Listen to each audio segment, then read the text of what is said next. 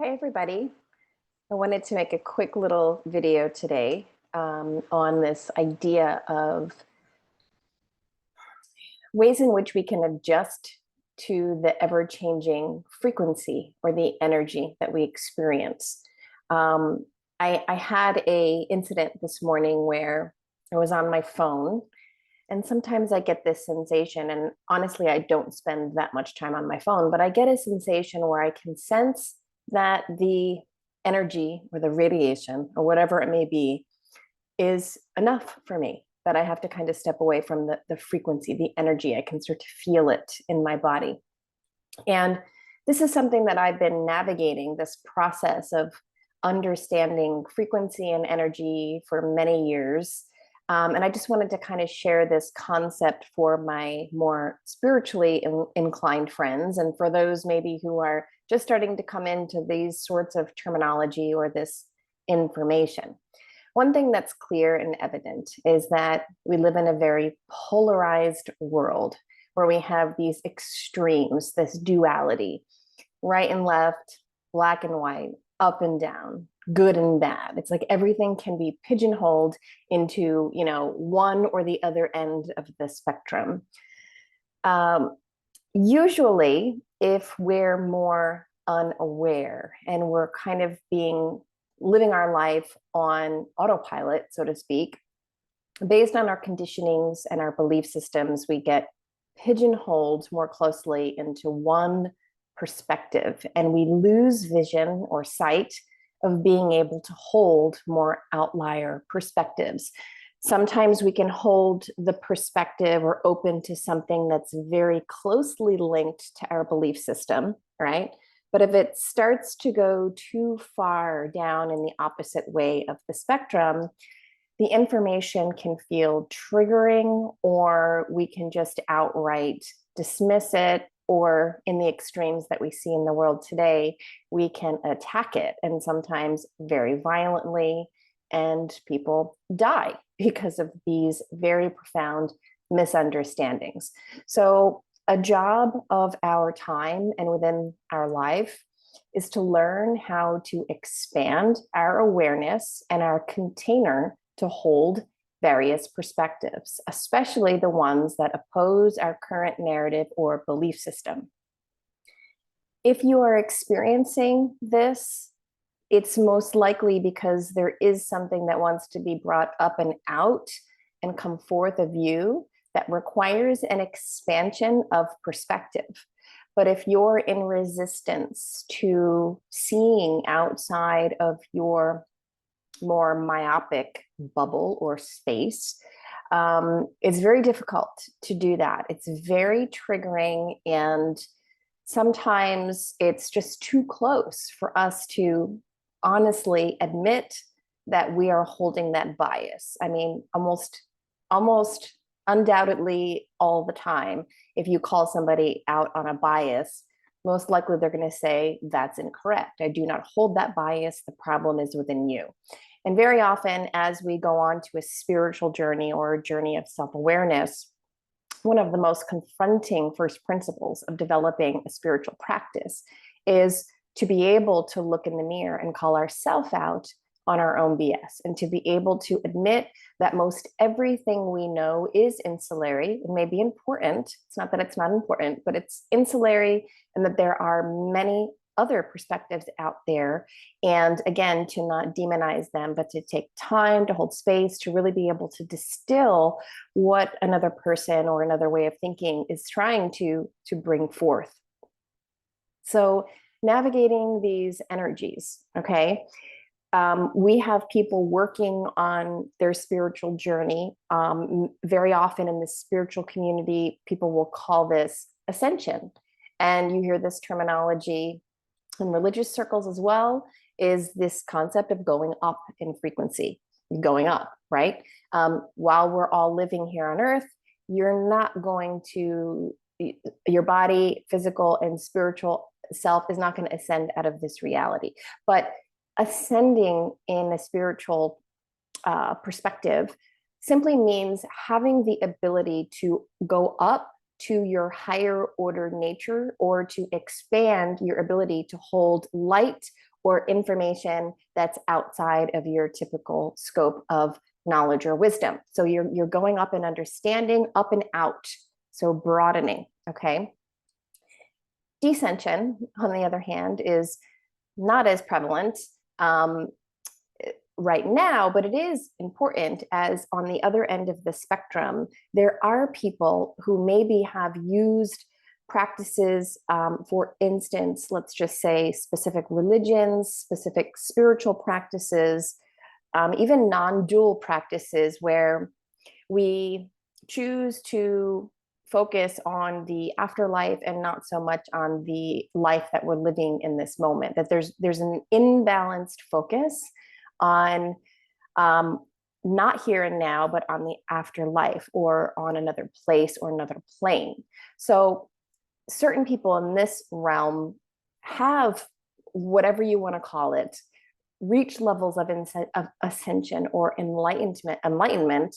But then if you're choosing to stay in that frame of mind, you become less active within the tangible physical world. What comes to mind is Ramana Maharshi, who became an enlightened master, who did very little speaking in the end of his life because it was just, it was emanating up and through him so profoundly.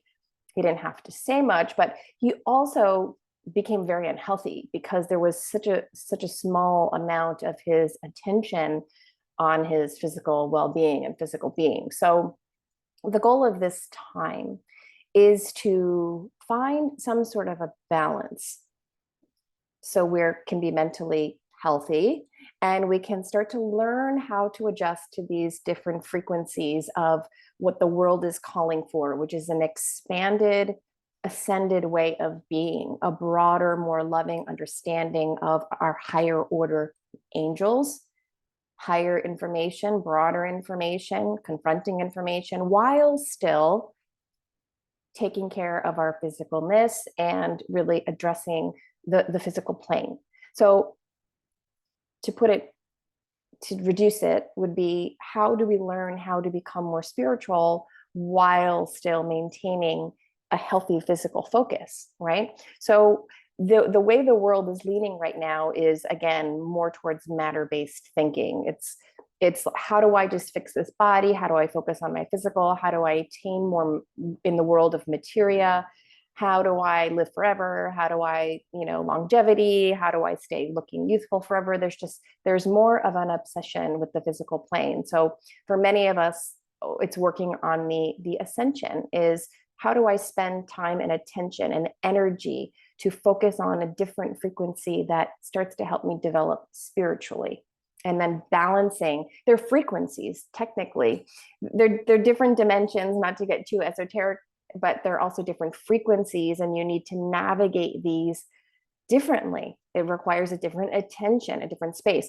Very often, if you're waking up to a spiritual practice, it can become all consuming, and you start to realize how imbalanced you've been. And again, the tendency would be to drastically flip polarity. And again, instead of, gracefully moving from the world of physical to embody a holistic perspective, you'll kind of completely reduce and denounce the physical and become 24/7 working on your spiritual growth and expansion. So this is kind of the way that we've been doing it, is a lot of bipolar growing. It's just one extreme to the other extreme, back to the other. And it takes quite a while for us to navigate this spectrum, to experience what we need to experience, to be able to balance the energy more, where we can have that inner vision, where we can see multiple spaces at the same time, kind of hold the paradox of being able to see the physical world in front of us and understand this reality playing out, and also understand more of what goes on and how the spiritual realm can function and what that requires from us to be in that headspace as well.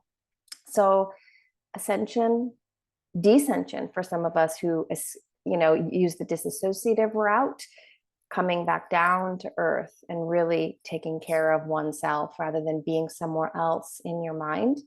And then understanding, the process of this duality, and the process of balancing this frequency of energy requires moments of great expansion and then moments of contraction as well. It's like a breath, inhale and exhale. So, very often the contraction doesn't feel that great. It's, maybe you've got triggered again and you closed your heart off to another perspective, and you feel contracted and you don't feel open and loving. It's a shutting off, and it's a protection mode to protect yourself from getting hurt. But that you can start to actually tangibly feel this contraction and expansion. Again, if you use your feelings as a guidance system, you can just simply start by saying, how does this feel in my body?